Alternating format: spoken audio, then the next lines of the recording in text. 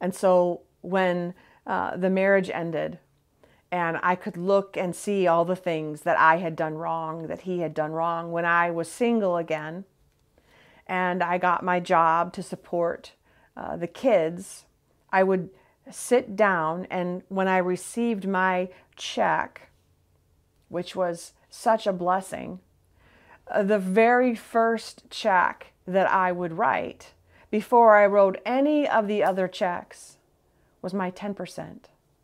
I would take 10% of my check and I would write that to the church. And I didn't know all the bills that were going to come. I didn't know everything that was going to happen. I never knew, okay, is my car going to break down, or am I going to need a new tire, or is the kids going to need something, or a dentist appointment, or any of that. All I knew is that I needed to give the first fruits to God and trust him with everything else. Because I did not do that in my first marriage. I did not do that in my old life. I held on tightly to everything, and I never cooperated with God. This became a new form, a new way of living. And I watched as the money continued to come in, and as I watched as the savings grew, and I watched as God blessed me and blessed my family, and I watched as while I was giving back 10% to him that truly were the first fruits, the gifts from him to begin with, he kept blessing me, and I could not outgive God. The difference this time was that I had open hands, and he was able to use whatever was in there for his glory. And that is now, today, to this day, still the way I live my life. The stuff that I've got is not truly mine. I've been blessed with it, and I want to allow God to work and move in it, and I want to cooperate with him and do the things that he wants me to do with what he's given me. And that's where we need to check our hearts today. I get it.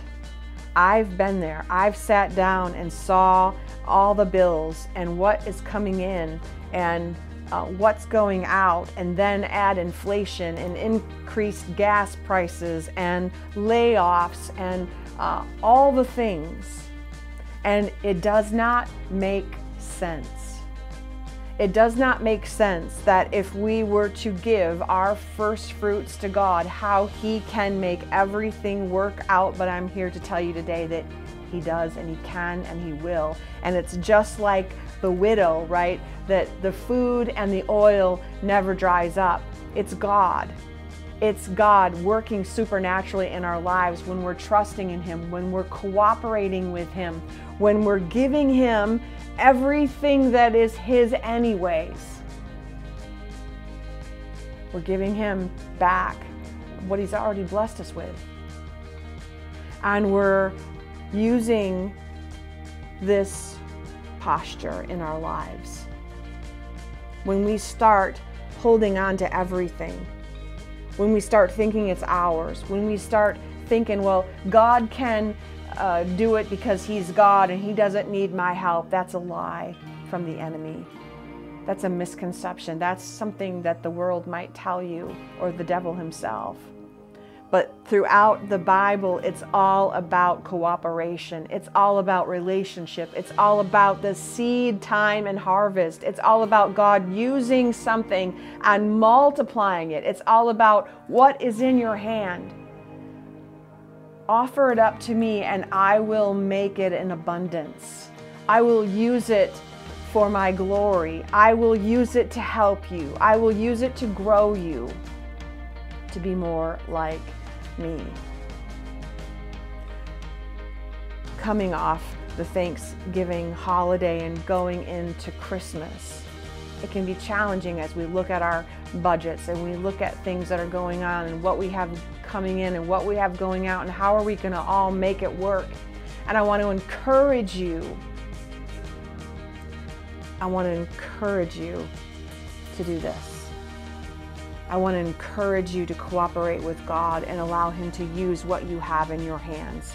I want to encourage you to step out in faith and be like the widow who thought she was making her last meal before she was going to die, and how God blessed her faith. We can be that way today.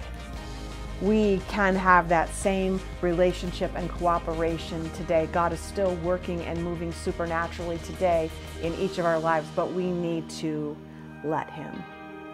We need to allow Him to work and move as only He can. What do you have in your hands today? I want to encourage you to offer it up to God for Him to use it for His glory. Amen.